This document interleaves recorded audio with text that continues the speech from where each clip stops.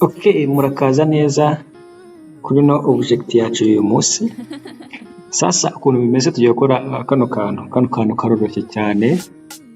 Nawe ushobora kuza ukakikorera ukoresheje SolidWorks.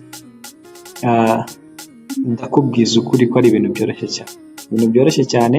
Reka tubikorane mu rugendo rutoya rwo kukashushanya. Hano kari akantu keza cyane. Turaza tugacreatinga part nk'ibisanzwe rero kugira ngo tuze kuyikora ino OPS yacu. Uraza ukahita ujya muri sketch like this, ugahitamo top plane yacu, then ukahita ushushanya cycle uhereye muri origin like this, ifite 50 like this, 50 tukaba turi muri millimeters, then tugakora okay, tukaza tukajya kuri features tugakora Extruded Boss base. Hano ushobora kuza ugashyiramo value ushaka like 60 like this 60, ariko ntago tuza tugiye gukonfirma ahangaha kugira ngo tugire iriya shape yacu, ya shape yacu imeze gutya. Ahangaha uri kubona ko turaza tugakoresha ino draft on and off.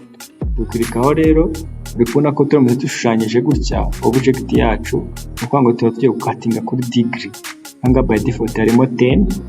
Hanyuma icyo tugiye gukora ahangaha turaza ashobora kugabanya iriya degree bitewe na size uri gukoreho, then ariko ahangaha twebwe turashyiramo 10 kugira ngo tuzagire agakombe kacu kameze neza tuyatunywesha amazi. Then tugakora hano kuri reverse direction. Hano nta kindi kintu rero iri basinze, urabona ko ya PS yacu ivuye muri origin iraza ikahita yicurika. Sasa iyo yicuritse nta kindi kintu ukora, uhita ubona usettinga kuri za dimension. Yanga dufite size cycle 50, then ukahita ukora okay. If you press on the control and the 7 is the isometric view, but we are going also to add another. Nakuvuga ngo mwabonye ko nta hano hantu cyeka ari ikirahuri cyangwa design y'uyu munsi yacu, turaza kuba dufite indi shape hano ku ruziga cyangwa ku mpera zo hejuru ya kano gakombe kacu. Then turaza kuko tuje gukoranamo turaza tugakora kandi dukanda control 8 akandi kantu tujye gukora. Turakora Extruded Boss base, ariko nabwo dukoresheje cycle like this, then tuze aka kantu niko mubona tugiye kongeraho kuva ahangaha ukagera hano. Rero twebwe turaza kuba dufiteho ya size yacu irengaho ingana na 2. Ubwo turaza dimensioninga n'uruziga rwacu kuri 50 na 2 like this. Ongeraho kariya ko nyine karahagije. Then tugende dukore Extruded Boss base. Ahangaha uri kubona akoze Extruded Boss base kahita kaza kakamera gutya. Ubwo bishatse kuvuga iki? Turaza duhindure direction hano, then duhindura direction tuze tugabanye ino value tuze dushyiremo 2 like this 2. Ubundi turemeze okay. Uri kubona ya object yanjye ukuntu ihise iba like this. Actually ikindi kintu tugiye gukora rero, uri kubona ko ino PS yanjye iratoboyemo imbere. Kubitoboyemo imbere rero nta kindi kintu ndi bukore, ndaza kuri ya PS yanjye nkore twabonye ukuntu dukoresha shell, uze ukore kuri shell, hanyuma hano usetting mo dimension uri gusigemo, at least you can adjust by 1 cyagushyiramo rimwe, then ya PS yanjye yose ikahita isigara thickness ya rimwe kuko ari plastic. There is no problem.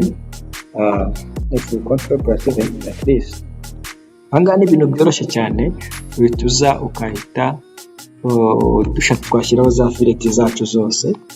Fileti zacu zose ubwo turaza duhitemo Extruded Boss base, dukande control, ubundi dukore na shell, tuze kuri fileti ariko dushyireho fileti ntoya ishoboka 0.2 like this, turebe ko yemera.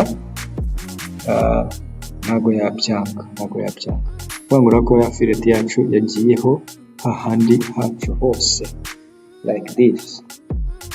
Then nta kindi kintu gisigaye, turaza specifying our material yacu turaza kuba dufite, iraza kuba imeze gute. Icyambere cyo kano gakombe kacu karaza kuba ari plastic, kabonye ukuntu specifying material like this. Then tuze tureba hano plastic is this, duhitemo, ushaka guhitamo iyo ushaka like this one, and we apply and then we close. This is our plastic, and we confirm the colors appearance. We can adjust for this color or this. Can do first the first one. Hano ndikubona ko PS yacu ikaba irarangiye neza cyane mu gihe gitoya kandi byoroshye cyane. Actually we can confirm this color.